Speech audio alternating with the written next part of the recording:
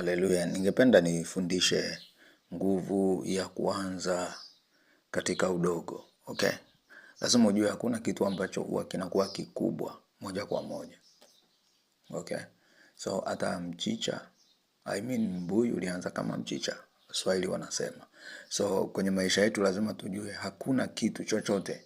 Chochote unachokiona ni kikubwa, iwe ni biashara, iwe ni huduma, iwe ni ndoa, iwe ni kazi ya aina yoyote, iwe kampuni, lilianza katika udogo, lilianza chini.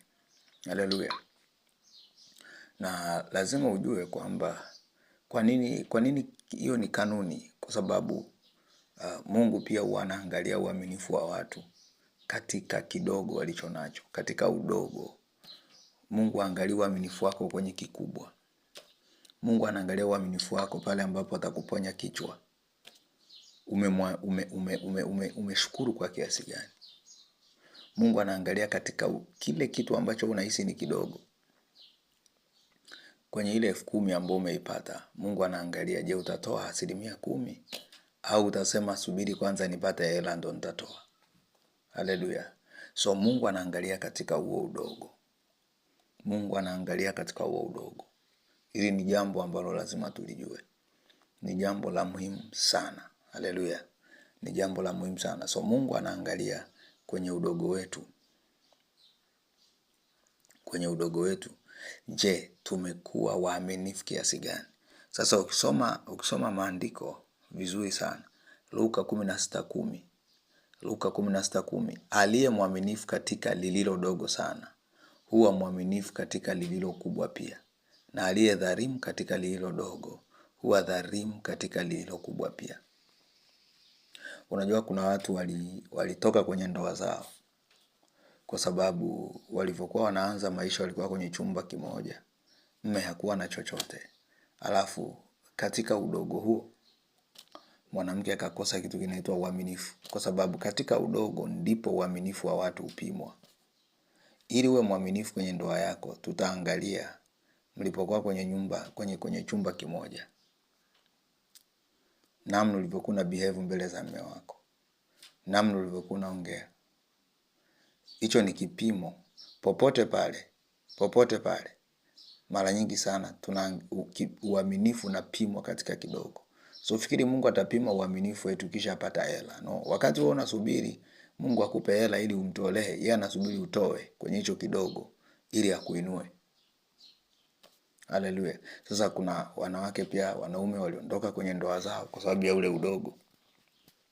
Na hiyo ikaonyesha mbele za Mungu kwamba sio waaminifu. By the way, hata huyo mtu pia aligundua hawa watu sio waaminifu.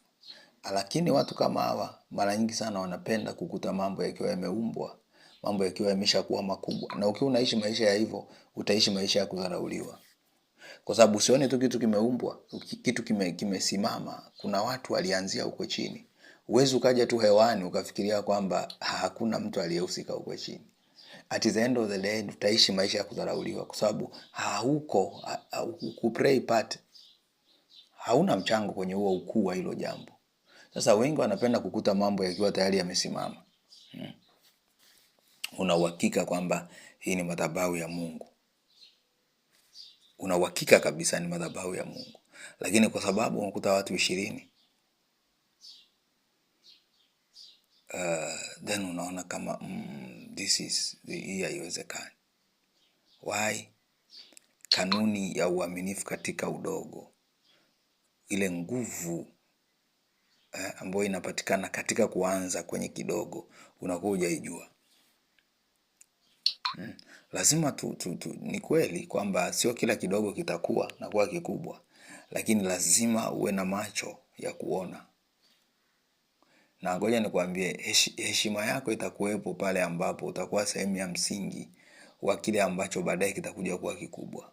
Hakuna ambaye atakuheshimu. Unaenda ni sawa na madhabahu, mfano ya madhabahu yoyote ile ambayo ni kubwa ina watu 3,000. Alafu nafika kwenye ile madhabahu unaanza kuweka sheria zako, taratibu zako. Nakwambia hata kama utatoa wazo, wanaweza hata wasilizingatie. Umenielewa? Kwa sababu kuna watu ambao walianza hiyo madhabahu tangu ikiwa chini, ikiwa na watu 2 na hawakuondoka. Umenielewa? Wakisimama wakaongea mbele ya kuhani, kuna namna, kwa sababu ya ule uaminifu alionao, anaweza kuwasikia. Wewe anakuamini vipi? Pengine hiyo ajenda ni agiza, unataka kuliangusha kanisa, wanakuamini vipi? Mwanamke ambaye uliondoka kwa mume wako akiwa hana chochote, unarudi akiwa na kila kitu, unadhani atakuamini? Ataanza kukudharau, utaanza kuona dharau, utaona unadharauliwa. Lakini why? Hakuamini tena. Na ngoja nikwambie, Mungu hafanyagi kazi na watu wasio waaminifu. Okay, kama Mungu asingekuletea watu kwenye udogo wa biashara yako kwa mfano, maana yake ingekufa, si ndio? Sasa lazima uangalie hivyo hivyo na wewe pia katika maeneo tofauti tofauti. Hakuna kitu kinachoanzia juu. Haleluya. Hakuna kitu kinachoanzia juu. Hili ni jambo ambalo kila mmoja lazima ajifunze. Uaminifu katika kidogo. Usidharau vitu vidogo, kwa sababu vilivyo vikuu kuna watu walivisimamia mpaka vimekuwa vikuu. Ukienda utakuwa umeingilia ajenda. Kuwa mpole tu. Ukikuta utaratibu, tulia, fuata utaratibu. Usiingize utaratibu wako.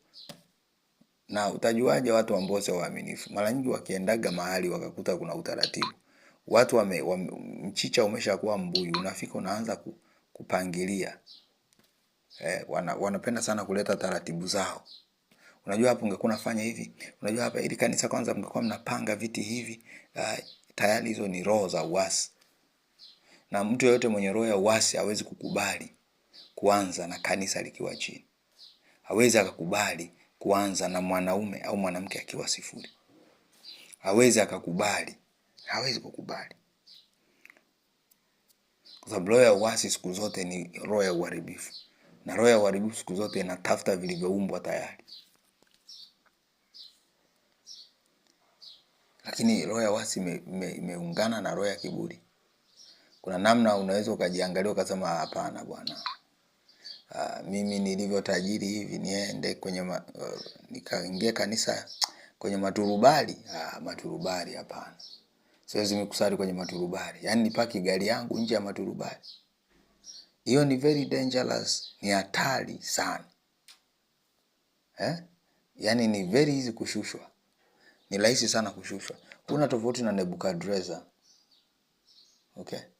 Kwa sababu ilifika mahali yake ajiona mkuu sana. Mkuu kuliko hata vitu ambavyo vilikuwepo, mkuu zaidi ya ufalme, mkuu zaidi ya Mungu.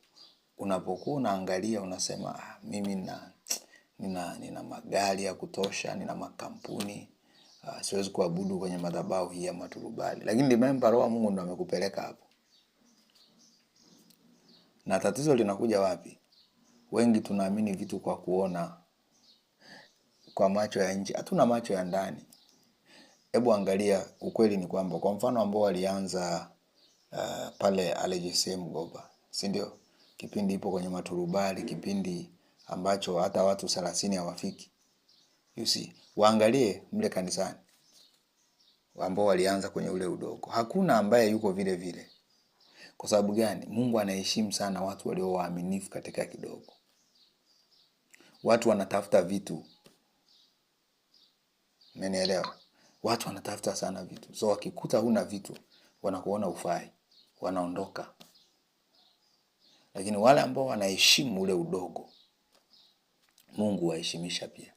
That's why utawaona wote ni wakuu, wote. Hakuna ambaye yupo tu vile vile. Lakini sasa ndugu yangu wewe, kila siku unatafuta madhabahu ambayo imeshasimama. Ni ngumu sana, ni ngumu sana. Ni ngumu sana. Unataka madhabahu ya watu 4,000. Ni ngumu sana wewe kuinuka kwenye mambo yako. Kama ambavyo unadharau, Mungu ndivyo atakavyokudharau. Hili somo litufundishe kwanza kujua sisi sote. Kwanza katika udogo sio dhambi. Kwanza katika udogo sio dhambi. Kwanza katika udogo ni kigezo cha kupimwa uaminifu. Uaminifu wako utapimwa katika udogo. Kuna watu, that's why Mungu hawezi kukubariki ukiwa mdogo na hujakubali kutoa. Eti unasema Mungu akinibariki sana ndo nitaanza kutoa. Hauwezi ukabarikiwa. Hiyo ni kanuni. Kuna dada mmoja ni nesi nadhani yule dada. Alinitafuta jana. Kuna siku zote alinitafuta, nadhani anasali huko. Anasali ni mkoa mwingine huko. Nikamwambiaje? Akasema unajua yani napata msukumo wa kutoa lakini shida sina chochote. Nikamwambia hakuna mwanadamu asiye na chochote. Hakuna mwanadamu ambaye hana cha kutoa. Kwa sababu ukisoma Warumi 12 hata mwili wako tu ni dhabihu. Haleluya. Sasa nikamwambia fanya hivi. Hela yote utakayopata unaweka mahali. Yaani ukipata hata 200 weka, ukipata 500 weka, ukipata shilingi ngapi weka. Then akawa anafanya hivyo anaweka, baadaye anatoa. Sasa alijisomesha mwenyewe. Sawa? Nadhani kwenye hiyo eneo la nursing alijisomesha mwenyewe. Siku ambayo alitoa hiyo sadaka, baada ya kuikusanya, ghafla yule mkuu wake akasemaje? Huyu dada tunaona anajitoa sana hapa kwenye hii kazi. Anajituma sana. Naomba mwambie andike barua ya kurudishiwa ada yote ambayo alifanyaje? Alilipia wakati wa masomo. Akaandika barua. Nadhani bado hajalipwa lakini because hakuniambia kama amelipwa. Lakini barua atakuwa ameshaandika because it is nadhani wiki iliyopita tu. Unaweza ukaona huyu dada adui alikuwa anamwambia nini? Huna cha kutoa. Unateseka, una maisha magumu. Lakini ukweli ni kwamba cha kutoa alikuwa nacho. Na Mungu alimwamini, unaona Mungu anachokuja kufanya. Watu wengi tumeshindwa kumwamini Mungu katika udogo tulionao. Tunaangalia kwa macho ya nje. Okay, maandiko yanasema hivi, aliyenacho ataongezewa, asiyenacho hata alichonacho atanyang'anywa. Sasa huyu ambaye hana chochote atanyang'anywa nini wakati hana chochote? Kwa maana nyingine hakuna mtu ambaye hana cha kutoa. Kwa sababu kama huna chochote unanyang'anywa nini? So hata yule amesema hana chochote anacho. Haleluya. So lazima tujifunze hapa, tujue. Watu wengi pia wamechelewa hapa. Kuwa mwaminifu huko chini. Usitegemee eti kuona Mungu anakusaidia wakati uaminifu huna. Mungu hatembeagi kabisa na watu wasio waaminifu. Okay, Ibrahimu alipima uaminifu wake kwa Mungu kwa kuambiwa toa mtoto wake, baadaye ndo akabarikiwa. Unataka Mungu akubariki kupitia madhabahu fulani? Ataangalia uaminifu wako mbele zake. As long as ile ni madhabahu yake, uaminifu wako utapimwa kwenye udogo wa ile madhabahu inapoanza. Hakuna yote ambaye atakuwa mwaminifu kwenye udogo, kwenye uchache wa washirika. Akakaa, akavumilia, akaomba. Madhabahu ikakua. Akawa sehemu ya uombaji, kuombea watu. Alafu akabaki vile vile. Impossible. Madhabahu inavyokuwa na yanakuwa.